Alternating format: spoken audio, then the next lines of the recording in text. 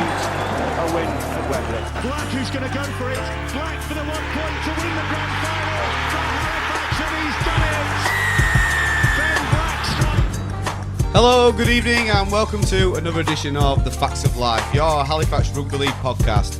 My name's Rick Fowle, and I'm joined in an always secret location by the ever-present Mikey Egg. How you doing, Mike? Good evening. And the ever-elusive Michael Gott. How are you, Mike? Back again for the second time in as many weeks. Doing all right for my record now. Having made his debut on Talking Facts on Phoenix FM earlier on in the week. Did a good job on there. We're going to get into some rugby league debate as always. If you want to get in touch, you can do on Twitter and Facebook and such. You find us at the FAX of Life pod. Without further delay, let's get into it. So, lads, it's been a couple of weeks since we've made an appearance on the air. We've had a couple of games, and we were talking before we came on. I think the one word we can use to describe the last three games against Featherstone, Swinton, Dewsbury is weather. It's been a strange one, hasn't it? I mean, it's a lot to get through, a lot of content. Where do you want to start? Let's just say that I haven't got the foggiest idea of what happened at Fev. I'll get that out of the way early. Let's get the puns there. Shocking. But it's true. It's just we set off from Halifax, Costerdale, Halifax, sun blazing down, everyone thinking, right, the dry tracks are here. This is where Halifax turn up, and then get to Fev, and it was, well, it's like another world anyway when we get to Fev, but it was genuinely like another world. All the fog, all the clouds, yeah, not a nice experience, really. Yeah, I don't think we turned up that day, did we, particularly well. I was going to make a point earlier about the orange kit. I was put right, though, but every time we've played in an orange kit away from home, we never seem to be able to win, do we? It's a strange one. You think, like, luminous orange in fog would be perfect, but... Maybe we need to wear blue and white in fog. That might be the learn from that. And then on to Swinton. Back to winning ways. At home, back at the Schaefer after a long time away, and we came away with a victory. Gott, did you make it? I did make it, yeah. What did you make of it? First game in 10 years, but I was there. I mean, talk about the weather. It wasn't particularly bad. It was cold and it was a bit wet. I think we struggled a little bit. I was standing in the east stand first time this season under the cover, sat down in the warmth. And rebel. Saw Q come off towards the end of the game, and his teeth were chattering. For a fullback, it absolutely amazed me that you look at him, and he got pushed out onto the wing, didn't he? Because he made a few errors towards the end of that game, but his teeth were chattering and he looked freezing cold. But yeah, I think we used our get out of jail free card against Swinton. Then was it 16-0 down we were, or 16-6, but we showed our resolve to come back and win the game. And we never know when we beat, really. They've always been one of our bogey teams, haven't they? That was the issue, especially at our place. And I think the shining star was sort of 20 minutes into that second half when Grix just came out of the blocks, just all of a sudden out of nowhere, bang, and he just really started to stick it up him. Well, he literally dragged us over the advantage line. He lit a fire underneath us, and that's exactly what we needed at that point, where it's been Muzza for so many years that's been that person who's gone out and done it, and it was just lovely to see a forward just taking the ball sort of up the jumper rugby and just running it at people as hard as he could and just making yards for days, wasn't he? And I think it may have hurt his body a little bit. He obviously didn't make the squad for the Dewsbury game. I think he's nursing a bit of an injury. You mentioned as well about QLT getting pushed onto the wing. That cost him his place in the squad, it would seem, for the game the week after at Dewsbury. And if you're talking that the Swinton conditions weren't that bad, I think the Dewsbury conditions were a bit worse than that, don't you? Yeah, I mean, he's such a good talent, isn't he? Q, and what a player to have on board, because I know that we're Super League clubs sniffing around him, but I think we really saw that he's not comfortable, and it's cold and it's muddy and it's raining. He loves a dry track, doesn't he? Absolutely, sun on his back. In the next couple of months, the lad will be superb and nobody will touch him in the Championship. But unfortunately, I think he got found out a bit when it were cold, wet and windy. Yeah, it was good to be able to give the young Rhys Chapman-Smith his home full Fax debut as well, wasn't it, Mike? Yeah, well, we spoke on shows loads of times that we've got a proper squad this year and we've got competitions for places, and it's just proof in the pudding, really, that if you've got players that aren't performing or might be carrying a bit of knocks, then there are players ready to step up and it might not necessarily be in the right conditions for anyone really on Sunday, but Chapman Smith put his hand up and played really, really well. And again, it just shows the usefulness and the quality of the squad, where you mentioned Simon Griggs, he put his body on the line against Swinton with some outrageously hard tackles, especially on Mike, but he didn't play on Sunday. But the guy that came in had, no doubt his best game in an Halifax shirt, and that was Ed Barber. We were going to make a special mention for Ed Barber. That's a difficult time in your life I understand he missed the Swinton game as a result. To then, just a week later, come out and be able to express yourself as much as he could, and it work out for him. I'm absolutely delighted for the lad, I really am. Of course, yeah, and as Marshall mentioned in his press conference, that he did lose his father in the last couple of weeks, and he was given the Swinton game off for compassionate leave. But if his dad was his main inspiration, what a fantastic tribute to him to put in the sort of performance that he did in those sort of conditions, regardless, is an absolutely fantastic effort. Yeah, it shows great resolve of a player, doesn't it? To go through something like that, and a week later to go out and play the game that he did. I know I'm going to get some stick because I wasn't actually there. Hey, there we go. It all comes out already. But from the highlights, I've watched it, and just what an immense talent that lad is. Yeah, he was absolutely phenomenal. He's underrated. He's one of those players, and we do have a lot of them at Halifax, where it's kind of jack of all trades, master of none, really. But I think his utility is his strength, really, because he can slot in anywhere. He's got 12 on his back, but he's played at the centre before. He played 13 on Sunday, and we know how good Griggs is, but if you're picking players on form, it'd be hard to shift Barber from that role, really. Well, that's it. He made a joke, didn't he, as well, that the last time he scored a hat-trick for Halifax, he got dropped the week after. So that's not a premonition, you know. Yeah, difficult conditions. The lads showed up well. I know, obviously, Ed is the story that stands out, but I don't think anyone had a bad game. No, not at all. We did the job, whereas in previous weeks we've tried to chuck the ball around and make it work that way. Sunday were a day for rolling your sleeves up and getting that hard work done, and we managed to do that. And maybe Dewsbury came with the game plan that we had in the first half against Swinton, where they thought they could chuck the ball around as you would with a wide pitch at the Shea and be able to get some results. But some great defence, and delighted with the win. Of course, yeah, and we saw last week that Dewsbury pushed Toronto close at their own ground. Their forwards nearly won the physical battle there. He just flipped on his head on Sunday, because our forwards turned up massively for arguably the first time this year, really. It looked like the 2017-2018 pack, really. And as well, they had a Halifax link with Liam Finn dropping in the week to make his first appearance back at the club. The youngster. The youngster, I think he'll get better as time goes on. With the playing under Liam Greenwood, another player over there with a Halifax link. So that pretty much wraps it up. I think everyone was disappointed with the way that we went at Fev. We've shown that we can stick in games against Swinton, and then against Dewsbury we've shown that we can go out there and to nil a team in any league is an achievement. You stole my thunder there. That is the most pleasing aspect of it. A lot's been said by fans about the way we started the season in terms of our discipline and defence. It has been shocking. Another sin bin, obviously. Ed Barber steals the show. You know, I'm surprised he didn't take the last goal kick. He's done everything else, but no. After the Fev game, there were lots of hoo-ha from fans saying, "Oh, it's same old story. Sack the coach, drop all these players, blah blah blah." We're joint second now. We're joint second, and to say if we haven't actually started the season yet, if you believe Richard Marshall saying that the pre-season still lasts in March, we've not done bad for a pre-season, got it really, have we? No, absolutely not, and.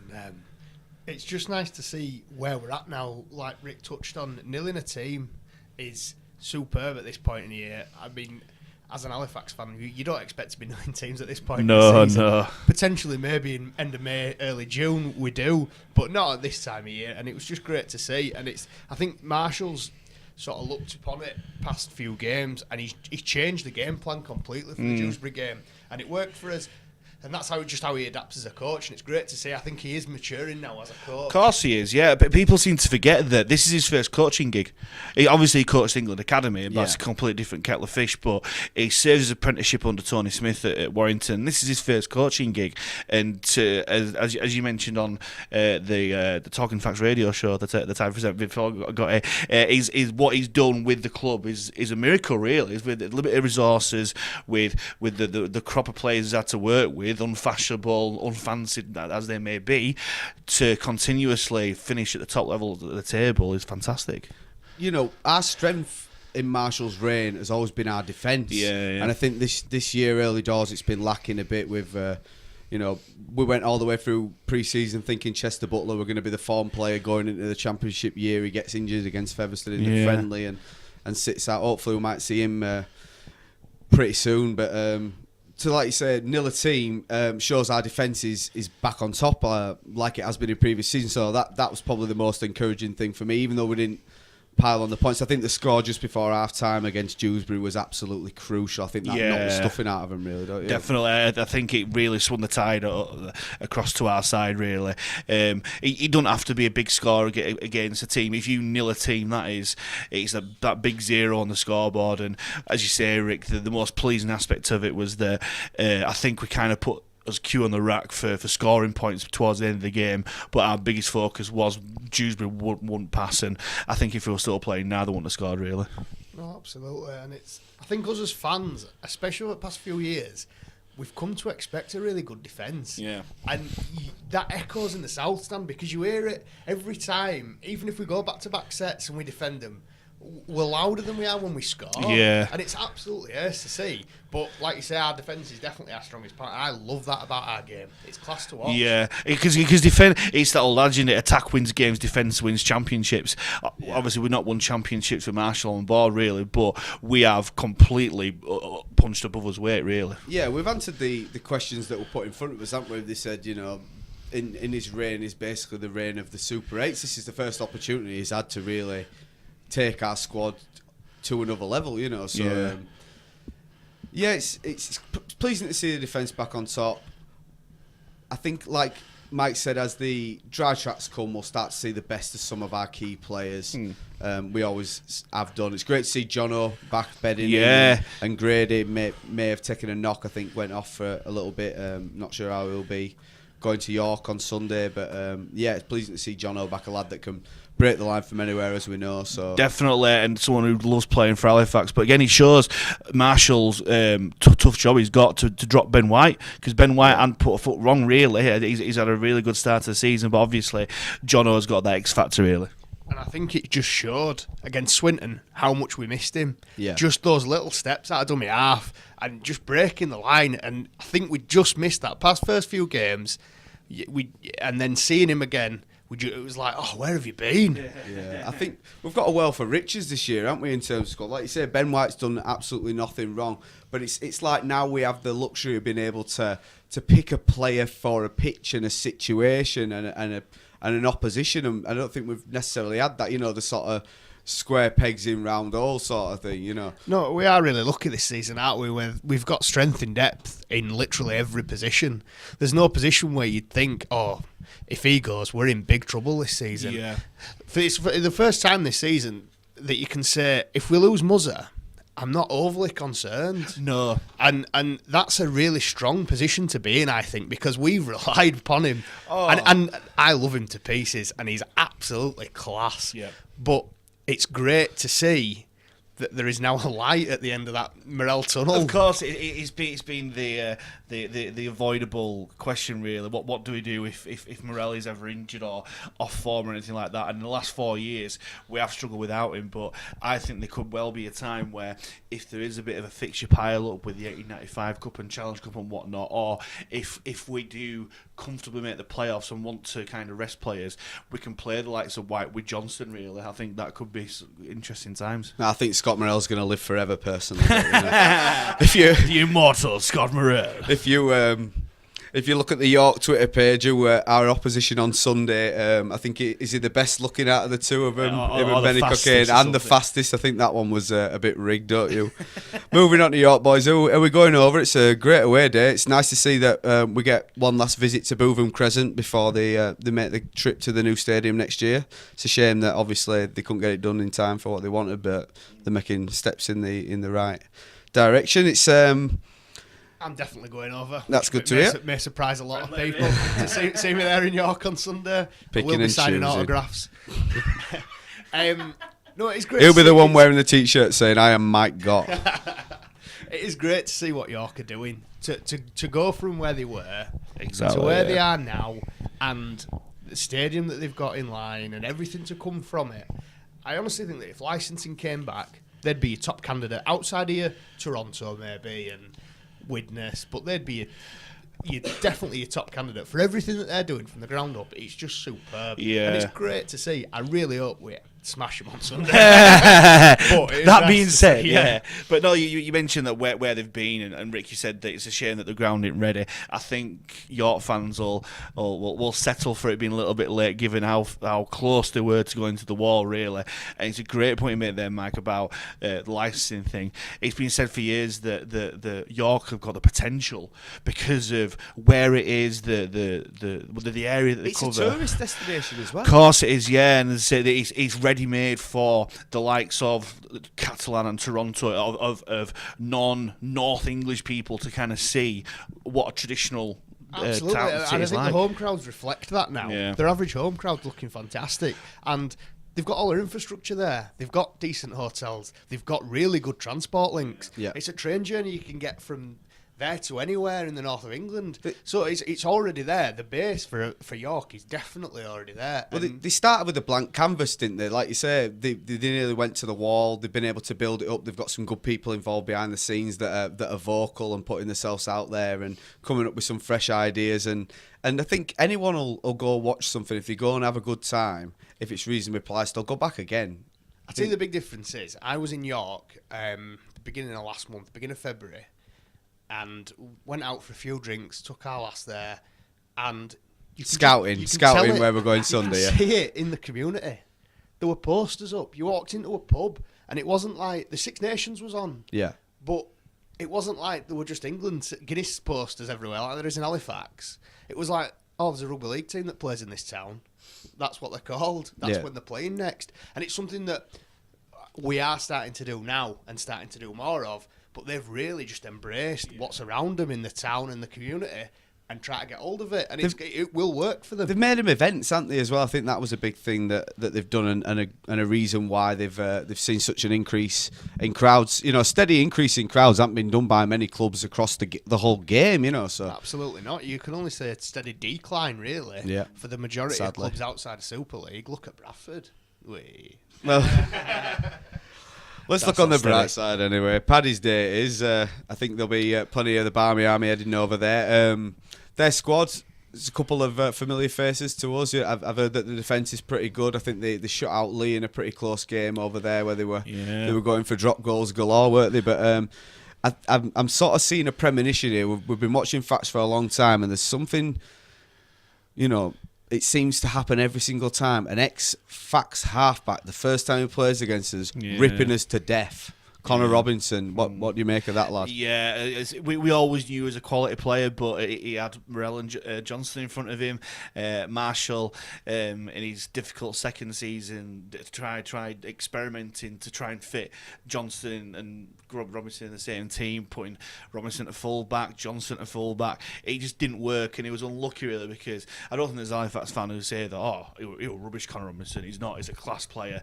He's gone away to York, dropped down a level, got Player of the Year last year. Well, he got regular rugby, hasn't he? You know, did, that's the best way to develop at any level. And I think he said in some of the interviews with the RFL video that they've been putting out that, you know, he wants to be a Super League player again. He says, you know, I've had a taste of that and I want to get back to it. So he certainly seems to be playing like a real leader. Pedigree. He's got the pedigree for it. And OKR were quite reluctant to let him go, really. But again, he's been in a generation where the halfbacks in front of him have just been that little bit more advanced with him. Whereas now at York, he is the top guy now. He is their main man, So absolutely, and don't get me wrong, it's nice to see. But it just goes to show how important it is to get that game time. Yeah. Because at Halifax, he wasn't getting that game time. And like you said, he has made that drop down and gone to York. And then they've been promoted and he's won player of the season. Yeah. And now he's shining through as a fantastic player. And I talk about it quite a bit. And I seem to repeat myself. But reserve grade. Yeah. And giving those lads that maybe won't get that game time in the first team just that opportunity to keep playing week in, week out, just goes so far to maturing as a player. Yeah, I think the fact that he were able to nail down a position as well, he played a bit of hooker, then he stuck him at centre, then I think he played full-back one time, and then in the halves, and he had, flashes of brilliance. I mean, I think there was 2 interceptions in one game he did against Sheffield in the eights, or run up to one of the eights. Yeah, we run up to one of the eights, yeah. You mentioned a really good point there, Mike, about players playing games and that sort of thing. We've seen quite a rising trend of Super League clubs looking at Championship players, and they've made the step up. People like Chris Hill and Alex Walmsley there, but also Super League clubs getting Championship players, not necessarily getting the game time in Super League, and then loaning them back. Players like James Batchelor, who we'll see on Sunday, absolute class act. Quite rightly, Saints looked at him, picked him up, thought he was going to be a great player there. Can't get in the team in Super League, and thought, what better ground there is, especially with no reserve competition in Super League for some reason, to get him back in the Championship, playing for his old club, and I've got no doubt he'll go from strength to strength. Well, that's a nice segue onto our next discussion, where we're going to come on to the subject loved by some, loved by others. Moreover, Post Office Road, where dual registration has been made to rear its ugly head again. I think there's been some people out there sort of questioning how many are playing. Where do they publish those figures? How many's playing, so you can sort of compare where you are in the league table? But we haven't had any so far, have we? No, we're quite unusual in the respect that we've got a dual reg agreement up to Super League. We've also got one down to League One, and we have sent Harry Kidd to Hunslet. Went over and scored a try. I think Sean Jones went over there as well. I'm not too sure but as I say, we've got that arrangement there. There are teams like your Feathersons who near enough abuse the dual reg if you can, really. It's just a massively flawed concept, and I'm not a big fan of it at all. Lee as well have kind of used it to prop up the squad. I think that those two clubs obviously had well documented financial difficulties over the off season, so they've had to go for it. But we're too deep now for me. I think it's one man's vision, who sits in his ivory tower and thinks he can dictate to the rest of the game. And I think, I was going to mention the fact we went to a couple of FAX reserve games and got to see the fringe players, and there were some good showing. Obviously, Keighley, admirable for running their side, and we ran out easy winners on that. But good to go over to Fev. Yeah. The fact that they're running a reserve team, which is in the first year. I don't think you can compare our reserves to theirs. I think we're 5 years into our development there in the first year. Yeah, but it just smacks a little bit if they're too heavily reliant on Lee's youngsters. It might disillusion some of the Fev players, and Fev have got some really, really good players in that reserve grade as well as us. But also, going back to the Keighley point, it just makes a complete mockery of some clubs who don't run reserve grade, especially in Super League, that a club like Keighley, who have gone through the mire in terms of financial trouble and that, thankfully come off the other side, and yet they're still running a reserve grade. It just smacks in the face of dual reg. I think it has to be one of those things now, a reserve grade, that will have to become it has to become mandatory for clubs to run a reserve grade. Yeah. Because if they're not, the game will just eventually die. Yeah. Because there's no use in running 2 leagues at Super League and then saying, actually the Super League clubs need dual reg because they don't run a reserve grade. And if any injuries happen, we want somebody who's got regular game time to make that step up and play for us. Exactly. So we're going to take one of our players back. Here, you can have somebody because we want him to get the game time, but we want him back at some point in case anything goes. And just to go back to the Fev point, if I'm a Fev player playing for the reserves and I'm looking at pushing for that first team, and then I see, I tell you what, my position's being filled up by some halfwit coming from Leeds. I mean, what's the point? Well, I think as well, they've, like you said, they've had to plug the gaps in their squad. I don't think any of the reserves that were signed at Fev were signed with first team rugby in mind. They know that they can go to Leeds and get. I can guarantee you that every player in that reserve grade has got it in their mind that whether they were signed for the reserve grade to play first team won't matter a jot to a reserve player.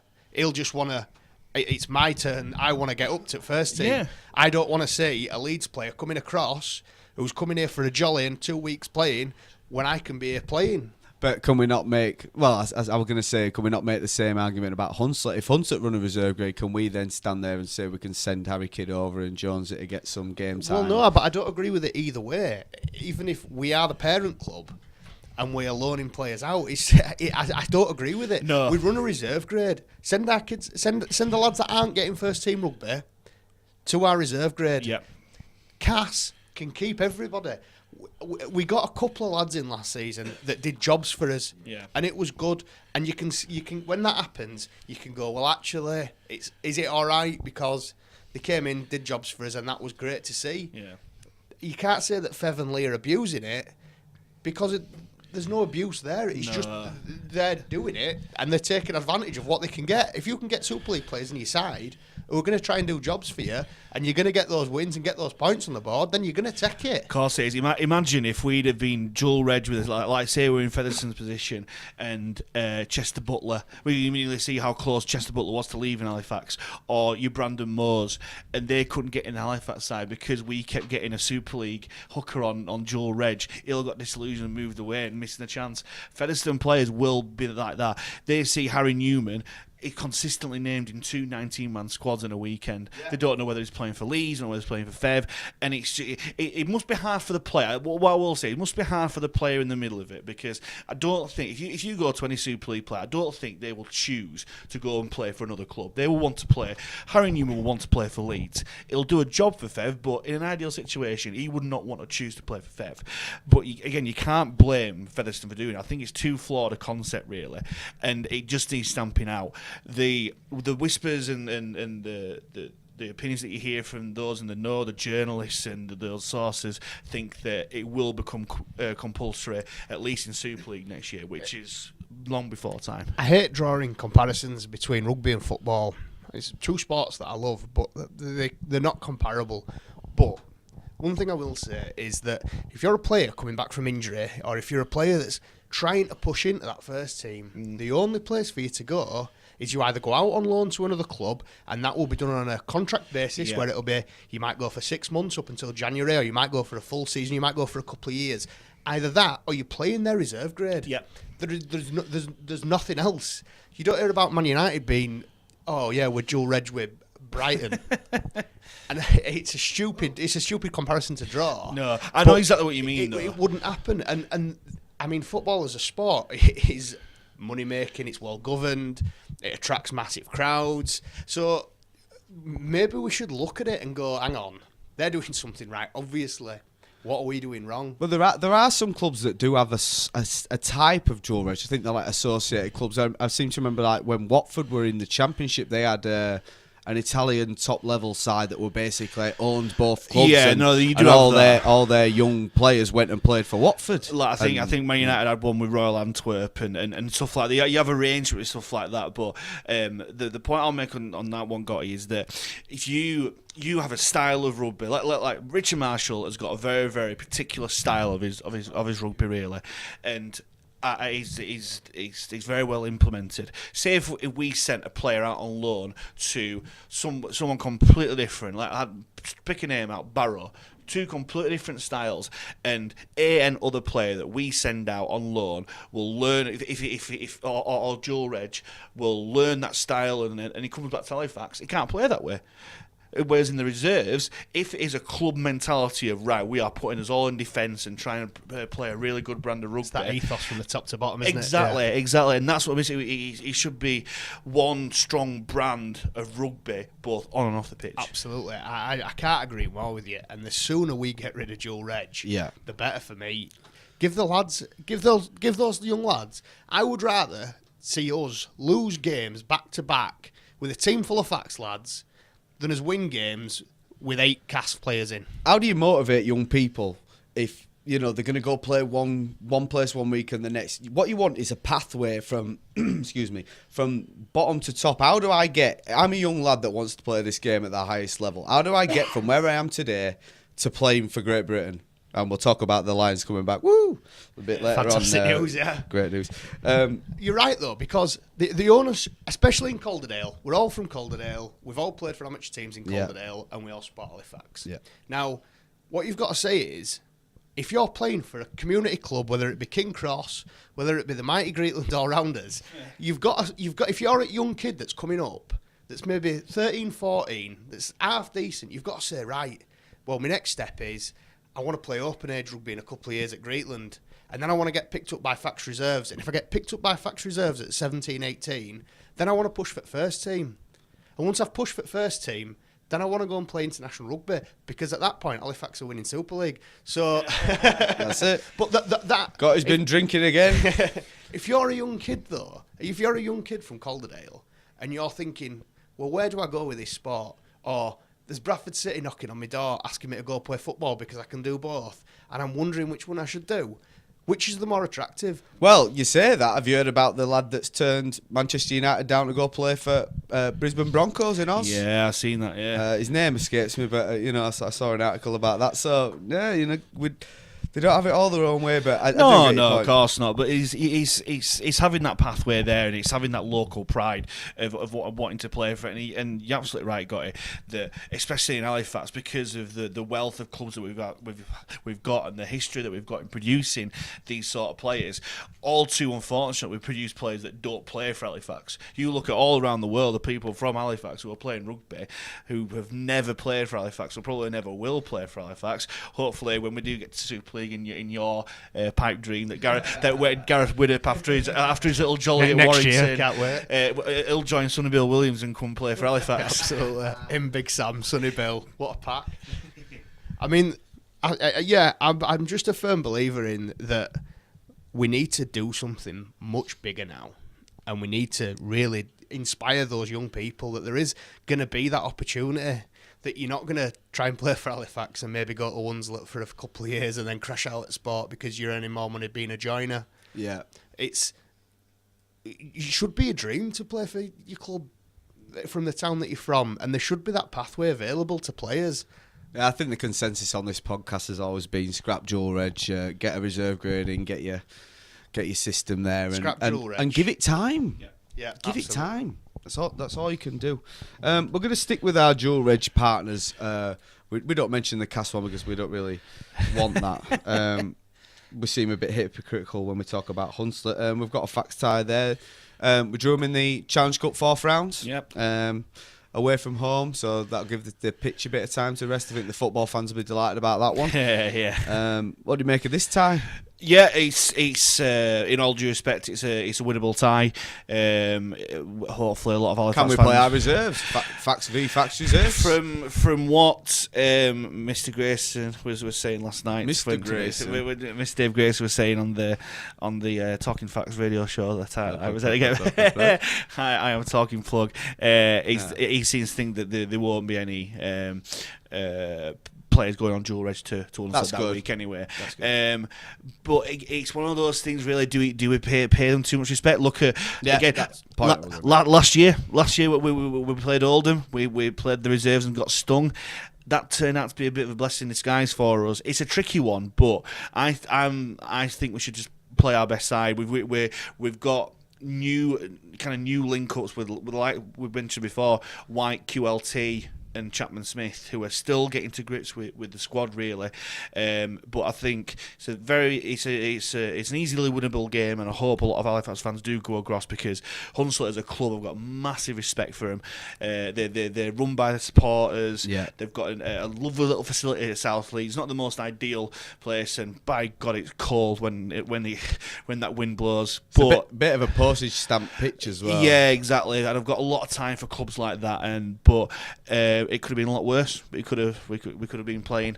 I don't know. We could have been playing Sheffield, where they're playing at the moment. I'm not too sure. Well, when I saw that 3 Cumbrian clubs have been drawn at home, I was thinking avoid. Please avoid having to go to Cumbria in this weather. Fingers crossed. Sid will get a result at Workington, Yeah, because then they've got a trip up to Newcastle. So, I fingers crossed for Siddle. Absolutely. We've already played Hunslet once this year in the friendly, and if you recall that when we sort of went in a bit undercupped, they schooled us a bit in that first half. I think a bit similar to the Swinton game, wasn't it? So, there's a couple of ex-FAX lads over there, Richard Moore and obviously the legend Benny Eaton. Yeah, I think they'll definitely want to do a number on us in the Challenge Cup. Yeah, I think the Challenge Cup's lost a bit of its magic, a bit of its romance, the fact that seedings come in, the fact that, for me, I truly believe that from maybe the 3rd or 4th round, that's where you seed and then you throw everyone into the hat. And the fact that we've charged Catalan to play in the Challenge Cup is an absolute travesty as well. I think the RFL, for everything that they do right, they take one step forward and about 20 steps back. It's so sad that you say that the Challenge Cup has lost its magic. I go down every year. There's a group of us that go down every year to Wembley, and it is the best thing I've ever been to. Yeah. It's just fantastic. The atmosphere everywhere you go. Don't matter where you drink in London, on that weekend, you will bump into some fat northern bloke who just wants to talk rugby to you, and it is class. Is that Steve-O then? And it's beautiful, and it's I did bump into Steve-O, yeah. And it's just great to see, and there are just groups of lads, and it's like a pilgrimage. Yeah. It is like rugby league's fans' Hajj. That's basically the best way to describe it. And you turn up at Wembley on that Saturday, and everybody is just everywhere, and you'll see every single shirt you can imagine. You'll bump into amateur shirts, you'll bump into League One shirts, Championship shirts, and then Super League shirts, obviously. And it's just great to see. And yeah, you might be right, it might have lost its bit of magic, but when you go and breathe it all in, it is still there at some point. Of course. It just needs a bit of reigniting. Of course, I completely get your point there, Gotty, but I think what the point Rick's making is that you're talking to a fan. As a club, as a team, we're not going to win the Challenge Cup. I hate to say that in life. The odds are stacked against us. They are stacked against us, and for where we want to be, having extra Challenge Cup games, is that where we want to go? But also, with the 1895 Cup, we've got numerically and statistically more chance of getting to Wembley for a final there. Is that more in sticking with our long-term beliefs? I'm not too sure. I want to win the Challenge Cup. Oh, I do as well. As an Halifax fan, I want to go to Wembley knowing that my team is in a final and we've got a chance of winning the Challenge Cup. Yeah. That, for me, is a top priority. Then maybe the 1895. But Challenge Cup for me, every time I go in as a fan, start a season, regardless of how big your dreams are, I want to win Challenge Cup. Well, I think Gott is give it next team talk, don't you? Next time we've got a cup game, anyway. I have a dream. Like you say, we've had examples of both where we've played cup games sort of midweeks and had to make it up and maybe lost a bit of juice. We had a big showing against Widnes and the year that we didn't make the 4, and then obviously it's well documented that the squad was rested for a rearranged game against Oldham last year that put us out. And absolutely. And my dreams of winning the Challenge Cup, as far fetched as they are, practically it makes no sense for us to go to the Challenge Cup at all. Let's have a decent day out at Hunslet. Let's try and do a number over them, but take it from there. Yeah, practically, we can't really concentrate on it, can we? I mean, do we want to win silverware within the 1895? Yeah, probably. Well, and a great night for fans. The point I was making was, I mean, you can get more fans off the back of a trip to Wembley, which you can then use to spring. Can you imagine if York get to Wembley this year? Oh, yeah. How much of a boost that could give their whole city? Absolutely. Yeah. Look at what it did for Catalan last year. Catalan, the knock-on effect for French rugby was amazing. Don't you think it's for the greater good and the long game? The long game that if Halifax, if they get into Super League, because we've got probably more chance of getting up to Super League than we ever winning the Challenge Cup. Absolutely. And that will breed more money in the coffers, more fans coming through, and then we can build to a team where we can realistically win the Challenge Cup. Aren't we positive for Halifax fans? Yeah, you've got to stay positive, haven't you? Just touching on Catalan and what good it's done. Well, you were talking as well about something to reignite the Challenge Cup. They're playing at the new camp. Yeah. Well, yeah. Against Wigan. That's amazing. Yeah. Like that's absolutely quality. As a neutral fan looking on that game, I've been tempted to buy flights to Barcelona and go to that game. Yeah. To me, it looks great on paper, but it's a bit similar to the England played New Zealand, the Denver Broncos stadium. It's going to be fantastic. No, it's nothing like that. It's a team called the Catalans are going to Catalonia to play in front of. But I mean, potentially thousands and thousands of new fans who are just going to see that Catalan name and go, I tell you what, lads, do we fancy it? And that, for me, really intelligent from Catalan and Wigan. Yeah, because like I say, for Nou Camp is a ridiculously huge stadium, and I think the estimates that they'll probably get about 45,000 there. Let's say 10% of that crowd then thinks, you know what, I'm going to go watch Catalan now. That's an extra 4,500 people got to watch Catalan. That's an average Giants attendance. Exactly. It's nearly 5 times ours, but that's another story. But no, I think it's completely different to England and New Zealand example. They are very, very proud. They had elections to become independent, the Catalans, and it's a massive PR coup, really, and it's a really good news story. I just think it is really important for the game because, I mean, you get these people, and I'm sure we've all met them. I'm sure we've all had a pint with them and stood talking to them either before a game or after a game that say, oh, M62 corridor and a team in Cumbria, that's what we need. We don't need these bloody Torontos and for a game to be played in Barcelona, for me, I think is superb, and that's exactly what rugby league needs. We don't need to have an M62 corridor exclusive club because that way we just die. But the roots of the game need to be strong for the rest of the game to flourish, to be able to go away, and there needs to be an end goal for me. Are they going to go back and do another one next year? If so, brilliant. Say 30,000 turn up that and been before. On its success when it happens. I don't think you can sort of preempt what's going to happen there. It might be that there are a load of people and somebody in Barcelona goes, I tell you what, I really fancy starting a rugby league team. Yeah, it's a fair point, lesser things have happened. I think Eric Perez started Toronto Wolfpack having discovered Super League one random night, so, it's a fair point. I just want to, go back to the Challenge Cup final day that we were talking about. We sort of touched on the 1895 Cup. The news come out that the 1895 final's been moved to after the Challenge Cup final. So the Challenge Cup final is now a curtain raise. Now, I'm talking about it losing its magic. On paper, to me, I mean, I know it might. I sort of understand why they've done it. They want to inflate figures. That seems to be the order of the day from the RFL. But I mean, what do you make to this? The showpiece event, and there's an event afterwards. That one doesn't make sense to me. For me, it is an absolute brain fart from the RFL. I don't know what they're thinking.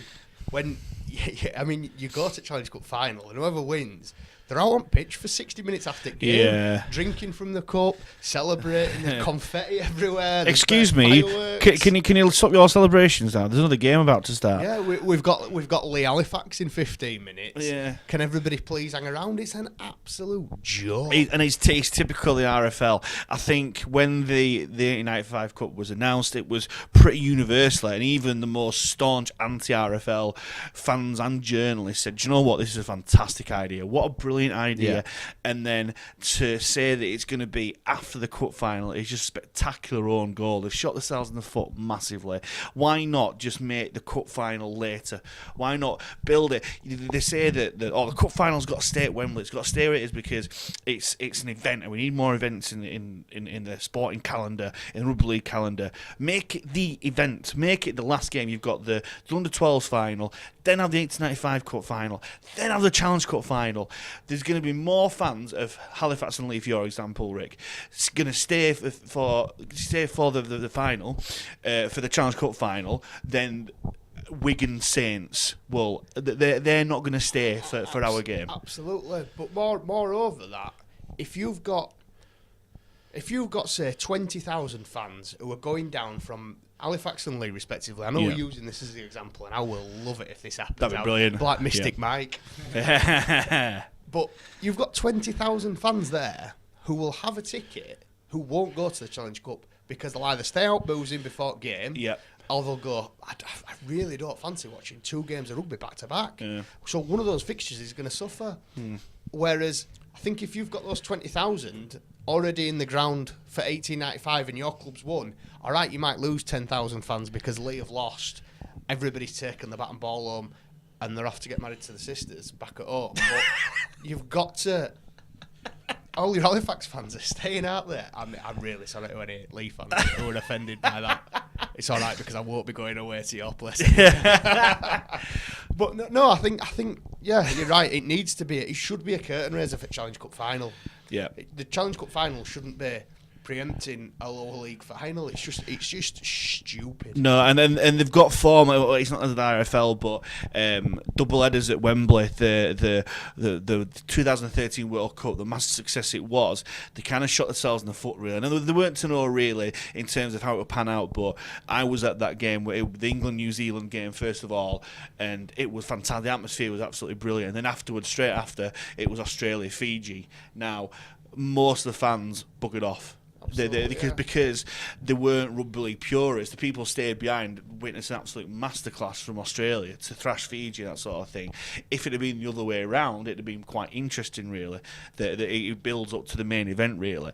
But again, it's just the powers that be shooting themselves in the foot, and it's just going to look daft. And again, for TV viewers, what's it going to look like on the box? Well, I mean, no doubt it will be. You'll get Mark Chapman stood at side at pitch going, if you'd like to stay with us, press your red button now, because Halifax are just about to smash Lee. Yeah. But for me, it pitifies everything that is wrong with the RFL. There is so many things wrong with them that we'd need an entirely separate podcast to listen to it all. I think there's plenty of them out there already, don't worry about that.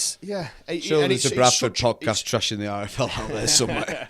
It's such a shame that such a great idea, instead of us sitting here tonight talking about what a great idea, I'm really excited about this, we're absolutely slamming it like typical rugby league fans. Well, the typical rugby league thing about it is we've organised it. There it is. There's the information. 6 months down the line. Oh, sorry, we're going to change it. We're changing it now. Don't ask why. We're just changing it. Yeah, that's the way it is. I mean, absolutely. And I did hear that John Smith's cancelled the RFL's annual piss up. Apparently, nobody to organise that. Didn't know about that. I didn't know that were a thing. So you heard it here from the most positive man in rugby league, Mike Gott. He might not go to the rugby league games, but he knows his gossip when he's in it. Well, I'll tell you what, we'll pick his brains while we're here, because we're going to talk about, obviously we've got York this Sunday, but our next home game has been labelled as the one to big up, the Toronto game. There was a meeting on Thursday at the club. Unfortunately, I couldn't go. I was already busy. Did any of you guys make it? I didn't, unfortunately, no. But obviously the war cry was put out for ideas on how to promote the Toronto game to a wider audience, to try and get a big crowd in. We spoke about this when we were on the radio the other night. Just a quick plug there for Mike. But it's right, and to see it is great, and I really hope it pays off for us. And I hope that it should be an event in the calendar. Toronto coming to Halifax should be an event. We should be attracting those maybe. I've often thought about going down, but I've never really had an excuse to. And it's all over. I can't get away from it. I'm going to have to go down on Sunday. It's a great idea. I really hope it pays off for us. I'm sure it will. I think the buzzword at the moment is fear of missing out, and there needs to be in Halifax, Calderdale, a fear of missing out on an event at Halifax. And again, I'll plug my radio show again. We had Dave Grayson on the show, who has been instrumental in organising these sort of things, inviting fans to tell him what's on their minds, good, bad, ugly, doesn't matter. He's there to do that. And he had the meeting on Thursday, and he listened to everyone, and the plans that they've got in place do sound very, very encouraging.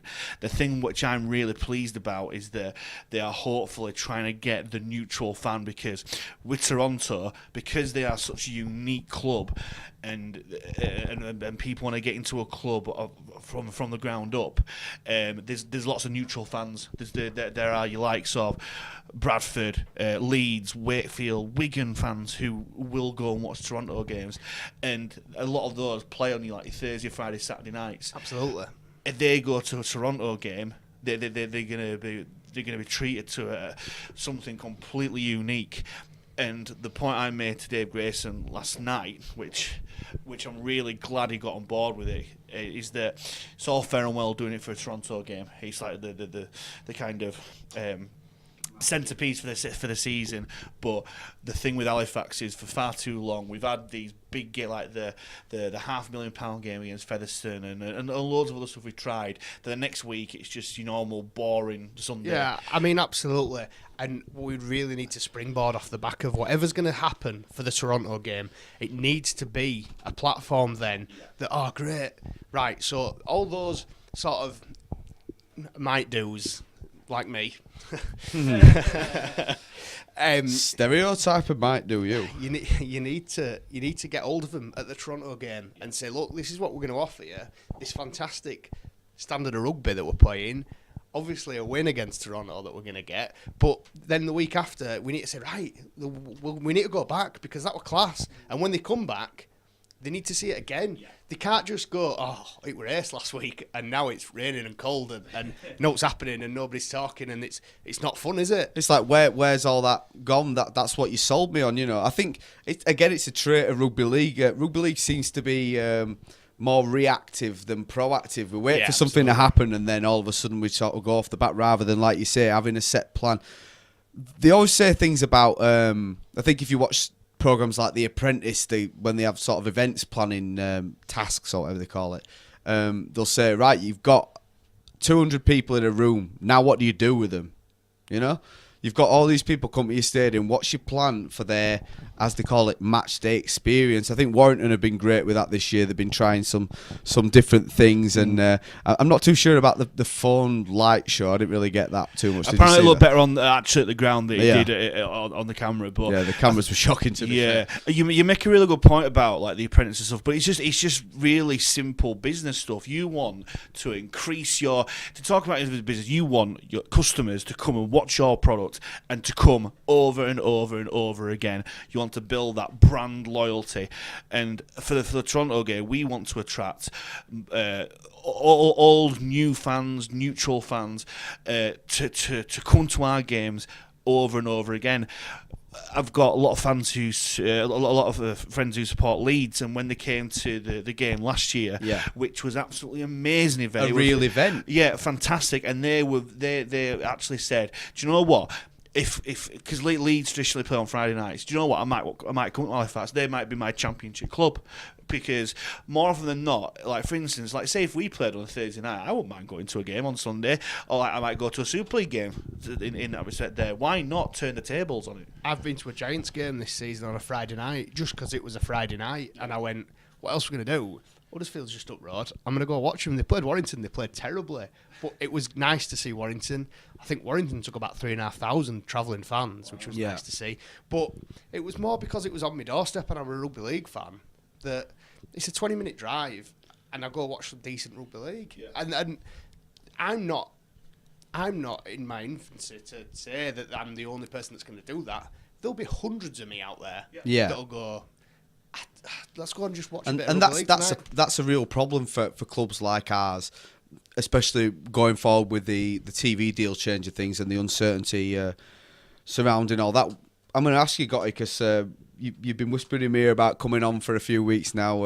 As everyone will learn, he's a bit of the invisible man, but he's finally in the building. So while we've got you here, we want to talk. You've been mentioning you want to talk about the way the club's been branding itself over the sort of off-season and early season. So do you want to give us... I mean, you can talk about the back end of last season as well, when the marketing was just non-existent, or when it was a picture of some rhinos drinking water from clip art pasted onto a Word document with some writing above it that I think was done by a year 6 student somewhere in Halifax. I'm not sure who did it, and I don't want to slag them off because every little helps, doesn't it?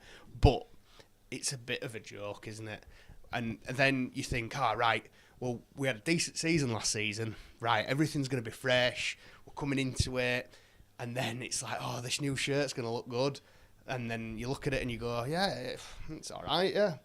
And then they go, we've got all this new, fresh merchandise, all goes back to the club, everybody's so excited about it, and then it turns up and it's just like, wah, wah. So you're not impressed, it's a disgrace to look at. It's not like, I mean, 4 years ago, the EV2 stuff, it was embroidered, it was lovely material.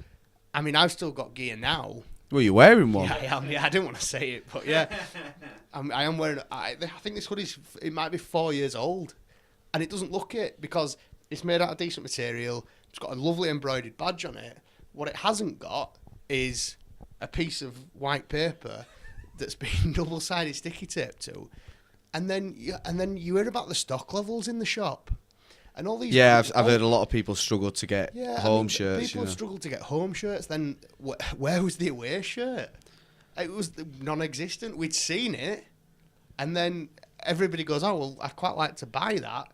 And club go, "Well, yeah, you can. They'll be for sale in 2021." And it's like, Halifax, come on, we're much better than this. And then there's been some great ideas, and I don't want to take away from it at all because there has been some really good stuff out there, and alright, it doesn't look the best, and alright, it's not the best quality, but there's been some good ideas, and it shows a bit of willing, but it's just such a shame, and I think it is sort of typical Halifax, really, when it's done. I mean, the towels, I think they're a great idea, and then you go to buy one. Is it blue? No, it's like a aquamarine. It's not an Halifax blue, so you're like, yeah, it's just a bit disheartening because you just get so behind it and you get sort of wrapped up in how great it's going to be, and then it comes to it and you're like, oh. But it's nice to see Dave Grayson, who's sort of attacked those things and knows he's seen the failings in the shop. Seeing the failings with stock levels and things like that, and fingers crossed these things will improve now. And it's one of those as well, you know. In fairness, they've sort of got lumbered with the shop. Matt Moore did a good job of turning it around, and they had a bit of footing. And like I say, it's good to see Dave Grayson get his stuck in. But it took Crowder, don't forget Ian Crowder, one of the directors who used to run the shop. It took him a few years to realise what the fans wanted out of the merchandise. I think, you know. Absolutely. And then he nailed it with that Challenge Cup shirt. Absolutely. Yeah. And they just flew out. Managed to pick one up myself. Luckily, okay. Yeah, me too. Get it signed by the whole 87 squad. I think we had one of those. We had it this year a little bit with the that cotton heritage shirt, which was a great idea. And then it was about 60 quid. Yeah. I think that's pretty standard for that. But what you need to understand is that if somebody's going down to the shop and you're either going to buy a home and away shirt, or you're buying a home and then maybe that heritage shirt, and I don't think there's enough people out there to fork out that amount of money. Yeah. How much was that? How much was the Challenge Cup shirt, the replica? It was about 45 quid, I think something like that. Which was a fair price, I think. Well, it was like a custom item as well, wasn't it? So you can understand why it's been. But I think the point that hasn't been made is that people won't part with the cash if they don't think they're getting value for money in terms of rugby, in terms of merchandise, in terms of anything. So I'm glad to see that the club are working hard. You know, obviously I'm in a different position to most, having done some work down there in the marketing and such, and obviously I'm not down there anymore. So I understand how hard of a job that they have to do with the funding that's been lost and the staff cuts and what. Absolutely, and I don't want to take away. I don't want that criticism of the merchandise from this season to be a criticism of the people who work so hard at the club. No. Because they're so important to the club. The directors, whether they've maybe gone or they're still with us, and all the volunteers, right the way up from Hilda to Neil, who organises bits and bats. Yeah, and Kelly, who works in the shop's really good as well. Yeah, and I mean Jamie at FAX 1 as well. Like, these people are so important to the club, and all those wheels in the cog, all those cogs in the machine, they're so important to the club, and I don't want my criticism of the things that we do really terribly to be a criticism of those people who do. No, really hard. I don't think that they're going to take it that way either. But you mentioned, I think it's one of the worst PR things we've had for a long time, where we start a season off in an away kit which no one can buy. It's just an awful situation there. But I think Dave Grayson himself, but other people connected with the club as well, realises the mistakes that have been made, rightly or wrongly, whether they were proactive or reactive or whatever it might be, and they're putting it right now because they realise now that with the likes of FAX One and the supporters trust and that sort of thing, the fans have got a big voice now, and they've got a lot of power, they've got a lot of say so. And if they realise, they know they've got a market there for people who want to buy stuff, they want to part with the hard-earned cash and buy shirts, hoodies, towels, other knickknacks and that sort of thing. And if they don't put it in the shop, then they're gonna hear about it. And criticism's all fair and well, and that's what Dave Grayson said. He's welcoming criticism as long as it's constructive and it's working towards something that is going to turn positive. Yeah, absolutely. I tell you what, just moving away from FAX for a second, in the off-season, Hull KR had a massive push on their merchandise and all the different things that they were going to do. All right, they might have a little bit more money than we do, but they've got a beer, they've got loads of different bits. Well, FAX One have got their own beer down at the old post office. But Hull KR have just nailed it from top to bottom. Everything they've got is class, uniformed. Yeah, everything just sort of as one. Yeah, I totally agree. I wanted to ask you a question while I've got you here, Mike. As people out there in internet land may not know that Gotti was a Twitter celebrity for 5 minutes once upon a time. Managed to get some serious exposure on the website due to a... Yeah, so I took a picture. What would you call it, a first world problem? Yeah, well, I don't know what it was, to be honest. So I was at Old Trafford watching, I think it was Man United Bournemouth earlier on in the season, and there was a guy sat about 3 rows in front of me streaming the game that we were watching at the game, and it confused me, and I took a picture of it and I put it on Twitter, and it just went mad. It went everywhere, and it was crazy. And yeah, I had my 15 minutes of Twitter fame. So that's it. So what does Rugby League need to do to get a bit of exposure on Mike Gott's level?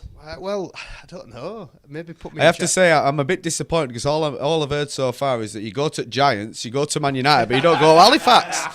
You're supposed to be a FAX fan, you know. Part-timer anyway. So yeah, what do you think Rugby League needs to do to get more exposure in the wider media world? I know it's a vast question. I mean, we've tried, haven't we? I mean, Tony Adams was announced as what's his role within the RFL? He's a president of the RFL, yeah, which was great. And I think somebody did a write-up. I think we got a quarter of a page in the Daily Mirror. One Tuesday afternoon, but that's died a death. Nobody's heard anything. I think we try loads of different stuff, instead of trying to concentrate the efforts on the things we do well.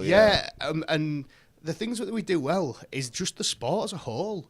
It's probably the most entertaining. I know we're biased in saying that, but it's probably the most entertaining sport in the world. Yeah. If you look at things like State of Origin and stuff like that, I mean, the NRL do a really good job in Australia of promoting the game.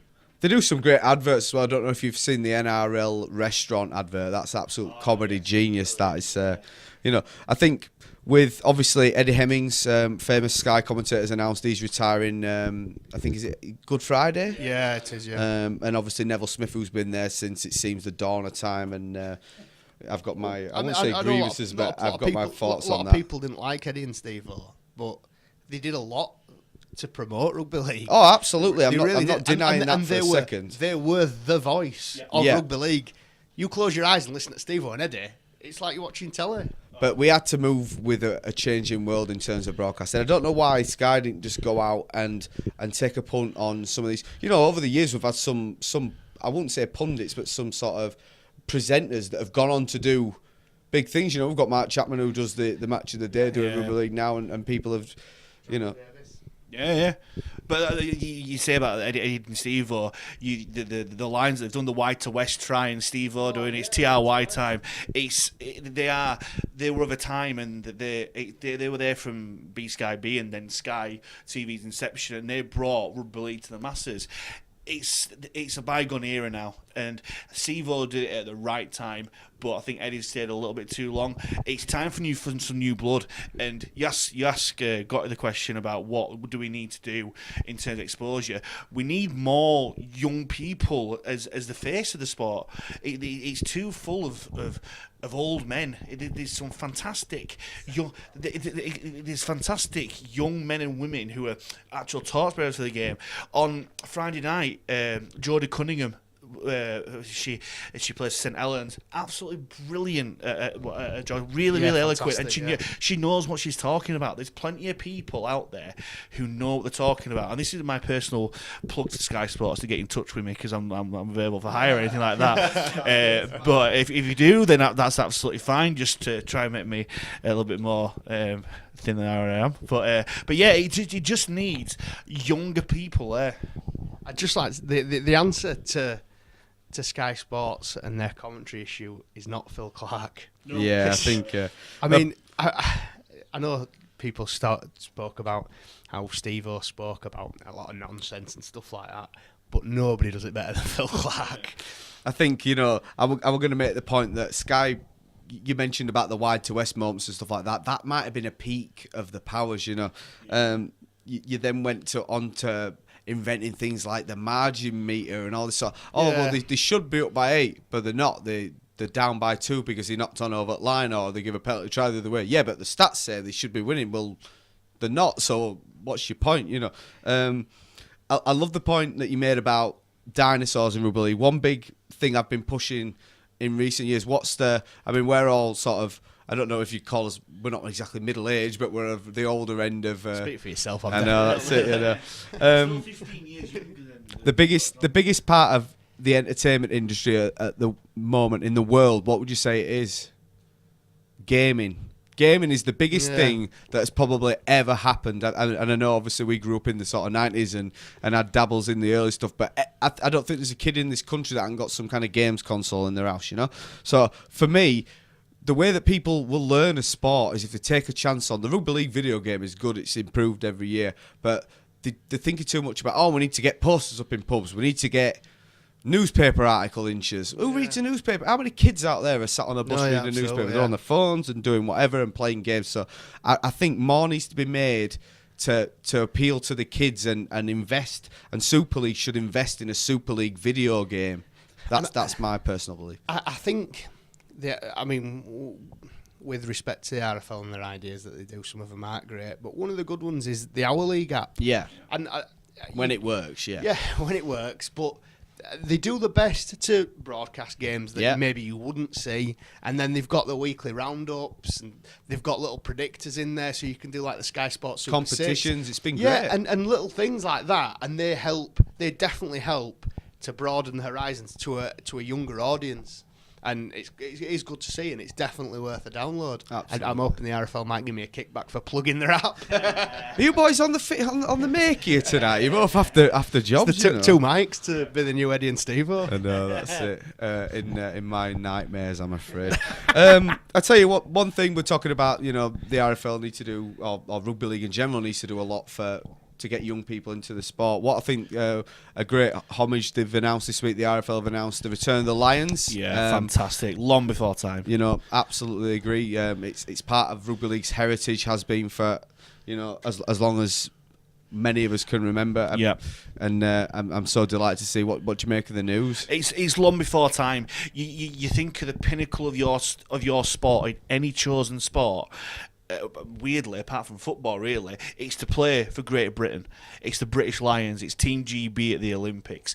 It's Greater Britain Rugby League. The last time we won a World Cup was as Greater Britain. Well, it's Greater Britain and Ireland. I don't want Brian Carney, my future colleague Brian Carney, to have a go at me for the Irish roots, but say it enough times it'll become true. Is that what you're going for?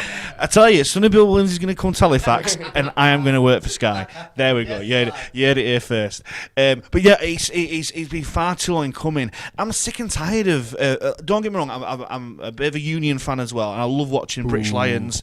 But I'm sick and tired of watching a British Lions Rugby Union team. Yeah. We should be watching British Lions Rugby League, and it will kickstart. Australia have been been a bit arses about the international scene. Not like them though, is it? No, not at all. But I think it will kickstart them coming back into the international game seriously, because we're all of a similar age generation. One of my earliest memories of watching National Rugby League was Jonathan Davis scoring that try at Wembley for Great Britain, and again it's.